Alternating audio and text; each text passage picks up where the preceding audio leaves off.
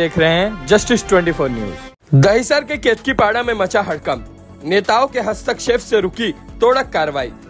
मुंबई, कल सुबह दहिसर पूर्व केतकीपाड़ा और धार खाड़ी के रहवासियों के लिए डर और तनाव से भरी रही। जैसे ही खबर फैली कि वन विभाग की टीम इलाके में दुकानों पर तोड़क कार्रवाई करने आ रही है, पूरे क्षेत्र में खलबली मच गई। लोग अपने काम धंधे छोड़कर सड़कों पर उतर आए और स्थिति तनावपूर्ण हो गई। जैसे ही वन विभाग के अधिकारी पुलिस के भारी बंदोबस्त के साथ पहुंचे, रहवासियों में आक्रोश फैल गया। मौके पर माहौल बिगड़ता देख राजनीतिक दलों के नेता भी सक्रिय हो गए। पूर्व सांसद और जनसेवक गोपाल शेट्टी, भाजपा नेता प्रकाश दरेकर और शिवसेना शाखा प्रमुख प्रकाश पुजारी सहित कई नेता मौके पर पहुंचे और अधिकारियों से चर्चा की। काफी बहस और मध्यस्थता के बाद वन विभाग ने फिलहाल तोड़क कार्रवाई को रोक दिया। स्थानीय आमदार संजय उपाध्याय ने जानकारी दी कि यह निर्णय पालक मंत्री आशीष शेलार और अन्य वरिष्ठ नेताओं की मध्यस्थता के बाद लिया गया है। उन्होंने यह भी कहा कि हमारी प्राथमिक मांग है कि जब तक लोगों को उचित पुनर्वास नहीं हो जाता, तब तक किसी भी तरह की तोड़फोड़ न की जाए। आमदार संजय उपाध्याय ने बताया कि इस मुद्दे पर जल्द ही एक बैठक बुलाई जाएगी, जिसमें सभी संबंधित विभागों और नेताओं के साथ चर्चा की जाएगी, ताकि रहवासियों को न्याय मिले और उनके भविष्य को सुरक्षित किया जा सके। फिलहाल तोड़क कार्रवाई रुकने से केतकीपाड़ा और धार खाड़ी के रहवासियों ने राहत की सांस ली है, लेकिन यह संकट पूरी तरह टला नहीं है। अब सबकी नजरें अगली बैठक और सरकार के फैसले पर टिकी हुई हैं। हालांकि आज का दिन रहवासियों के लिए राहत लेकर आया, लेकिन अगर समाधान नहीं निकला तो स्थिति फिर से तनावपूर्ण हो सकती है। स्थानीय लोगों को उम्मीद है कि सरकार जल्द कोई स्थायी और मानवीय हल निकालेगी। अब आइए देखते हैं जस्टिस 24 न्यूज पर इस मामले में आमदार संजय उपाध्याय ने क्या कुछ कहा इस रिपोर्ट में।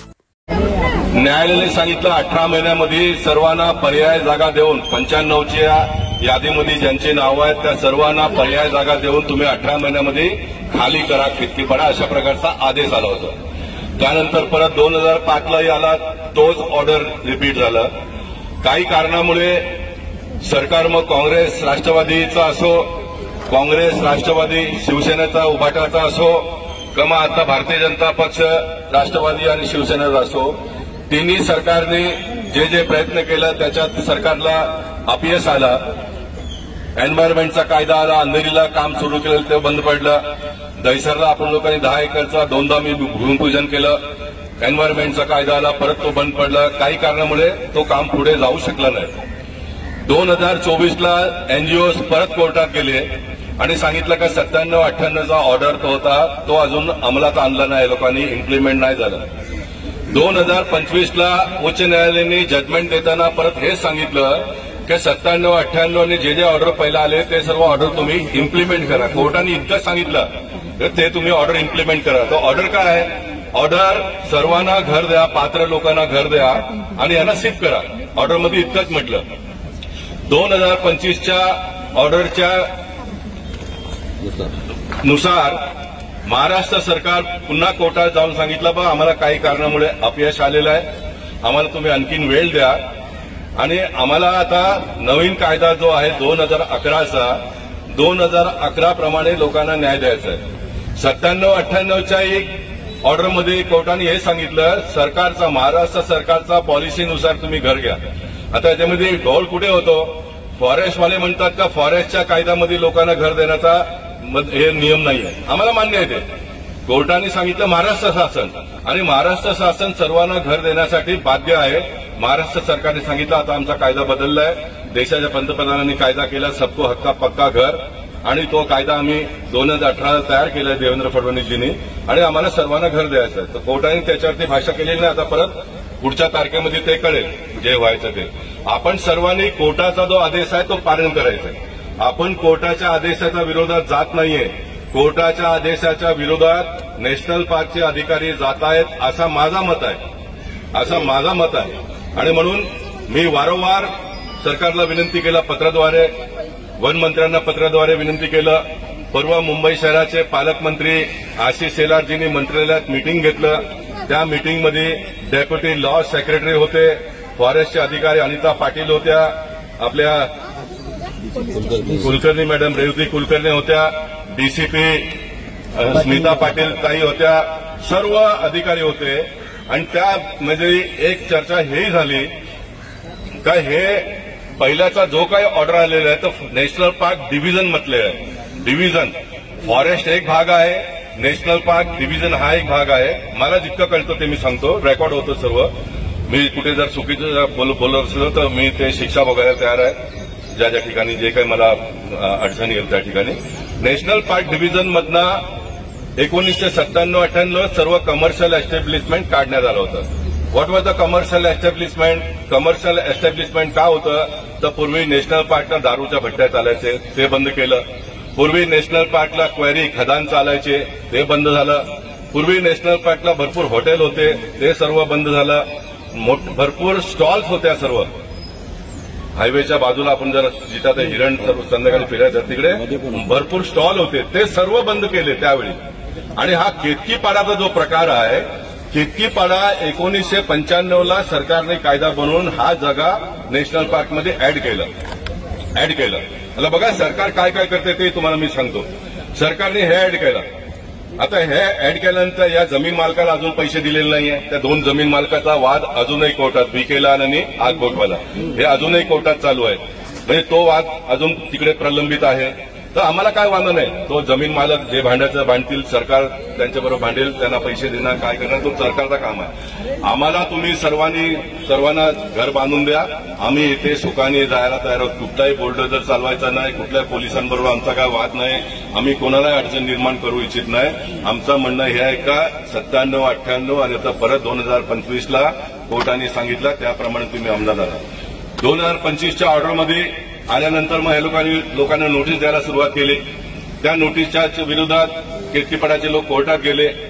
कोर्टाने ऍडिशनल जनरल जे अॅडव्होकेट असतात सरकारचं, शराफ साहेब, त्यांनी सांगितलं आम्ही वारंवार पेपर मागतो, हे लोक पेपर देत नाही. तर न्यायालयाने सांगितलं तुम्ही त्यांना आणखीन एक चान्स द्या, लोकशाहीमध्ये त्यांना आणखीन एक चान्स द्या. आणि त्यांना सांगितलं तुम्ही 14 तारखेला सर्वांनी कागदपत्र द्या आणि त्यांना 6 आठवड्याचा वेळ दिलेला आहे. सरकारने सांगितलं 6 आठवड्यामध्ये हे सर्व काम तुम्ही पुरा करा. आपण लोकांनी पेपर दिला सर्व, या लोकांनी 2 दिवसात ते काम पुरा केलं. जरा टाळ्या वाजवा गव्हर्नमेंटच्या ऑफिसरांसाठी.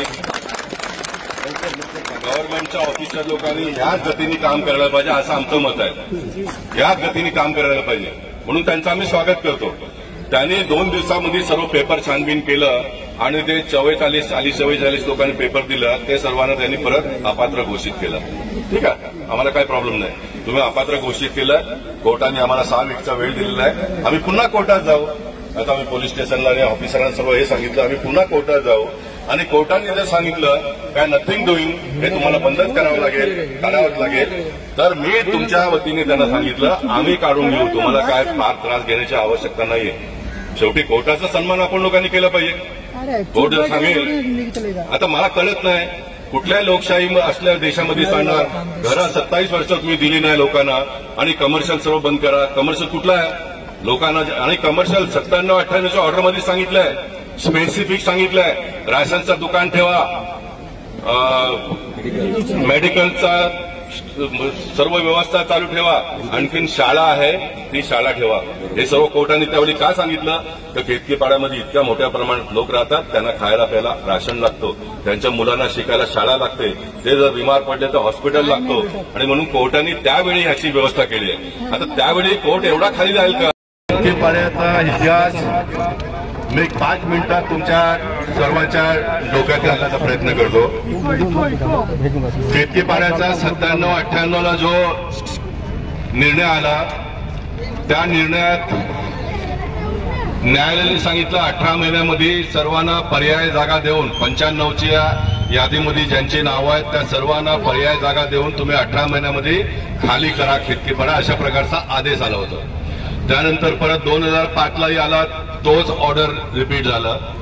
काही कारणामुळे सरकार मग काँग्रेस राष्ट्रवादीचा असो, काँग्रेस राष्ट्रवादी शिवसेनेचा उभाटाचा असो किंवा आता भारतीय जनता पक्ष राष्ट्रवादी आणि शिवसेनेचा असो, तिन्ही सरकारने जे जे प्रयत्न केला त्याच्यात सरकारला अपयश आलं. एन्व्हायरमेंटचा कायदा आला, अंधेरीला काम सुरू केलं ते बंद पडलं. दहिसरला आपण लोकांनी 10 एकरचा 2दा मी भूमिपूजन केलं. एन्व्हायरमेंटचा कायदा आला, परत तो बंद पडला. काही कारणामुळे तो काम पुढे जाऊ शकलं नाही.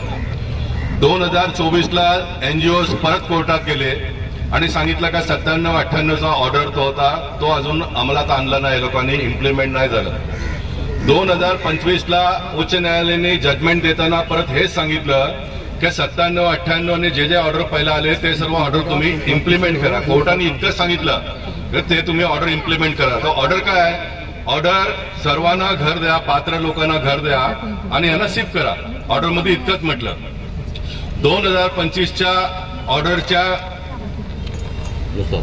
नुसार महाराष्ट्र सरकार पुन्हा कोर्टात जाऊन सांगितलं बा आम्हाला काही कारणामुळे अपयश आलेलं आहे, आम्हाला तुम्ही आणखीन वेळ द्या आणि आम्हाला आता नवीन कायदा जो आहे 2011चा 2011 प्रमाणे लोकांना न्याय द्यायचा आहे. 97-98च्या एक ऑर्डरमध्ये कोर्टाने हे सांगितलं सरकारचा महाराष्ट्र सरकारचा पॉलिसीनुसार तुम्ही घर घ्या.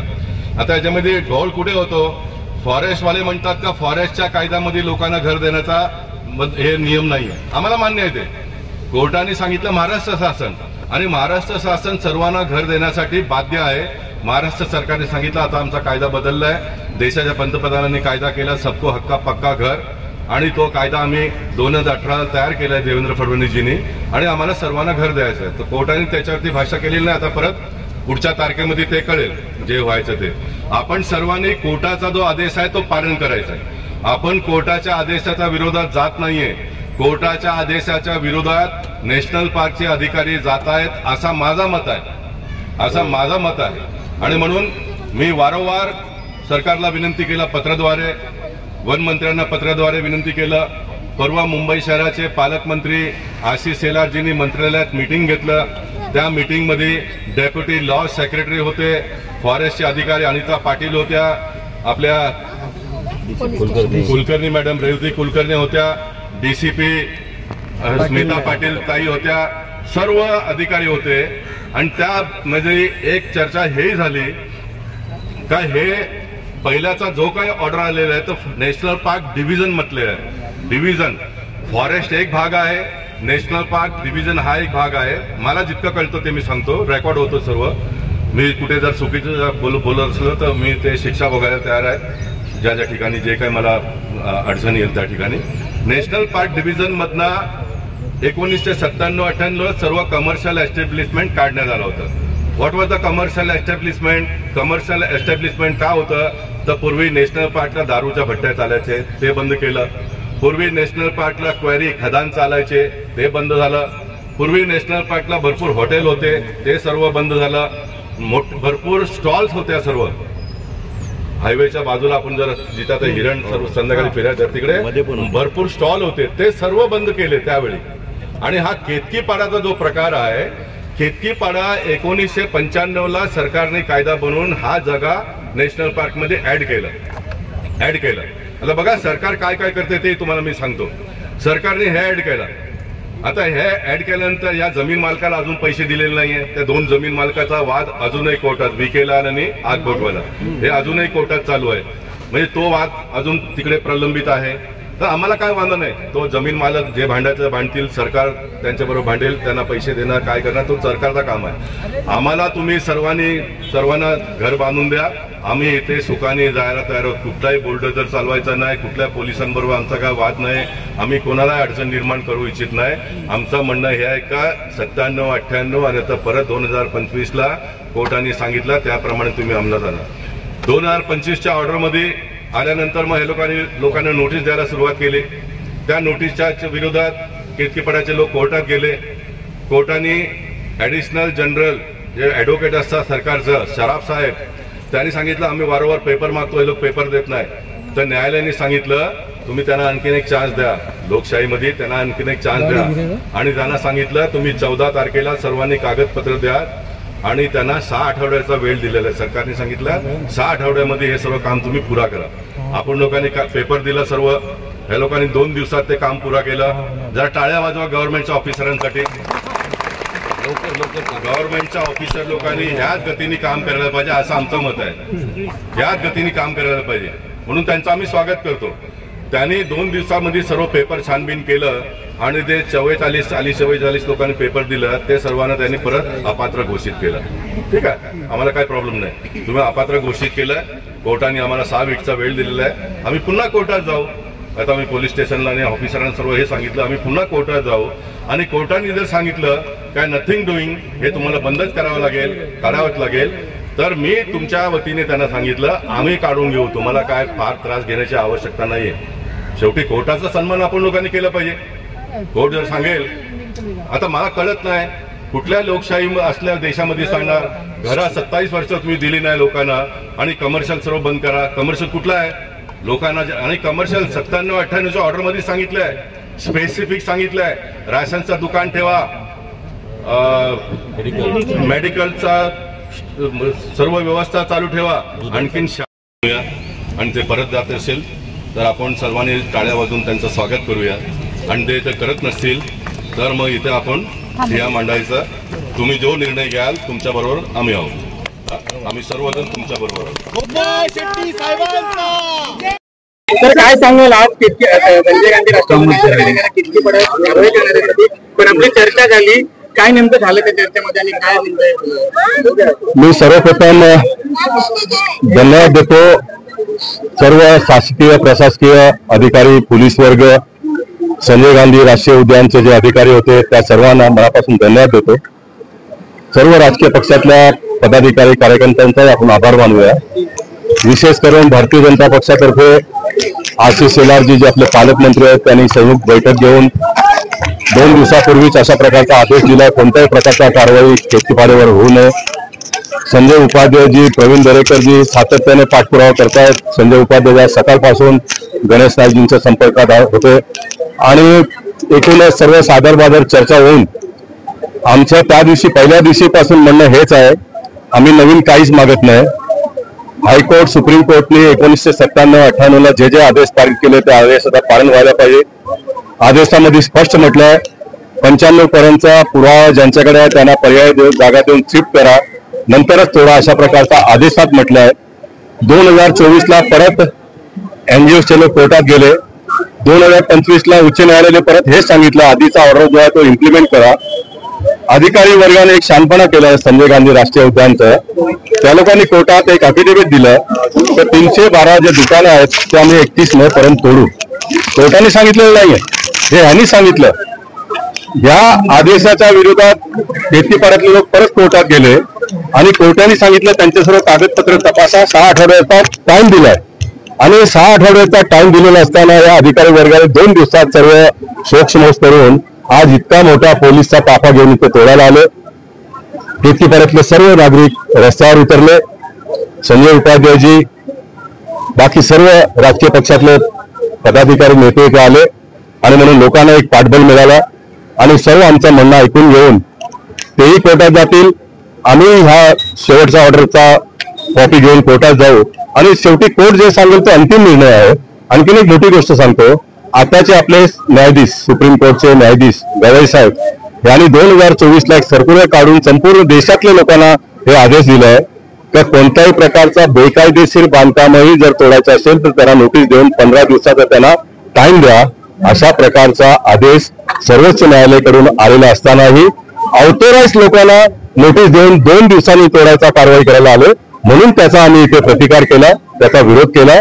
बाकी आम्ही शासनाबरोबर आहोत, आम्ही कोर्ट बरोबर आहोत, आम्ही प्रशासनाबरोबर आहोत.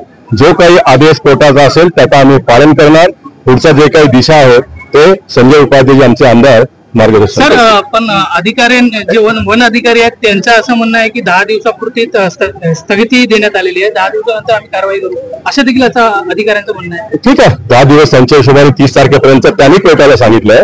आम्ही सांगितलं आम्ही कोर्टात जाऊ आणि त्यांना सांगू बाबा हे आता मिसइंटरप्रिट करतायत. शेवटी कोर्ट जे सांगेल, कोर्ट सांगेल जर तोडायचं तर तोडायचं. सर, कुठल्या दबावाखाली वन विभागाचे अधिकारी काम करत असतात नाही असं मला वाटत नाही. 6 आठवड्याचा टाइम असताना सुद्धा देखील आज कारवाई करण्याची प्रयत्न केला होता, त्याबद्दल काय संजय उपाध्याय सांगतील. सर, काय आज वन अधिकाऱ्यांची मोठी कारवाई होती पण आज विरोध केल्यानंतर स्थगिती देण्यात आली, काय सांगतो? आमचं स्पष्ट म्हणणं आहे, आमच्या मायबाप सरकारला, मान्य न्यायालयाला विनंती आहे की जे आपण सांगत आहात पहिलं केतकी पाड्यातील रहिवाशांचं पुनर्वसन करा. पुनर्वसन आत्ता करा, आम्ही आत्ता जायला तयार आहोत. पुनर्वसन 1997 पासून आदेश असताना आजपर्यंत झालं नाही. आणि जर फोर्सफुल कारवाई होत असेल तर त्याचा आम्ही विरोध केलाय. आमचा या न्यायव्यवस्थेवर विश्वास आहे. 2 दिवस आधी पालकमंत्री सन्माननीय आशिष शेलारजी यांनी गोपाल शेट्टीजी यांच्या नेतृत्वात सर्व अधिकाऱ्यांची बैठक घेतली. त्याच्यात दिशानिर्देश सुद्धा दिले आणि जे कोर्टाने आदेश दिले त्याच्यामध्ये या लोकांना कसं न्याय भेटेल हे सुद्धा त्यांनी सिद्ध करून दाखवलं.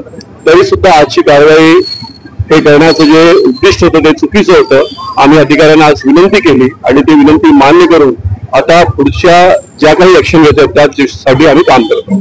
पण वन अधिकारी जे सांगत आहेत की वन अधिकाऱ्याचं असं म्हणणं आहे की आम्ही जे झोपडपट्टी आहे त्याच्यावर कुठलीही कारवाई करत नाही, मात्र त्याच्यामध्ये जी दुकानं आहेत ते वन विभागाच्या नियमामध्ये बसत नाही म्हणून आमची कारवाई होते. खरं आहे तर दुकानं लागणार आणि हे कोर्टाने सुद्धा मान्य करून त्यांना 6 आठवड्याची मुदत दिली आहे. ते ऑर्डर आम्ही त्यांना वाचून सुद्धा दाखवलं म्हणून ते सुद्धा प्रोटेक्टेड आहे. आणि आम्ही कोर्टाने जर आदेश दिला तर स्वतःहून लोक आपलं घर दुकान तोडायला तयार आहेत. मग एवढ्या फोर्सची आवश्यकता का? सर हिंदी में पुराना है.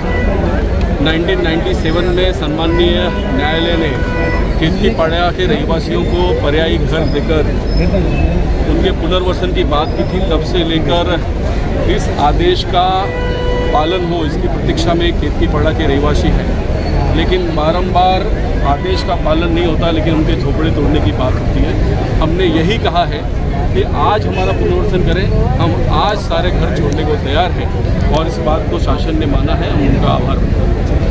2008 में पैसा भरा गया था, शिफ्टिंग के लिए कहा गया था. 2008 से आज एक भी इधर का शिफ्टिंग नहीं है. तो अब इसको क्या करें? इसके लिए मैं कह रहा हूँ कि कोर्ट का भी ये मानना है कि लोगों को पर्यायी व्यवस्था देनी चाहिए, लोगों का पुनर्वसन करना चाहिए. पुनर्वसन न करते हुए केवल कार्रवाई एक तरफा करना ये कानूनन गलत है और इसके लिए हम यह स्पष्ट कह रहे हैं. माननीय गोपाल शेट्टी जी ने ये जो लड़ाई लड़ी है, हमारा ये मानना है कि हम लोगों को न्याय दिलाने के लिए आज रास्ते पे उतरे हैं. हम कोर्ट में भी लड़ाई लड़ रहे हैं, हम शासन के दरवाजे पर भी मांग कर रहे हैं और मुझे पूरा विश्वास है कि यह जो न्याय की लड़ाई है इसमें हमारी जीत होगी. Thank you sir.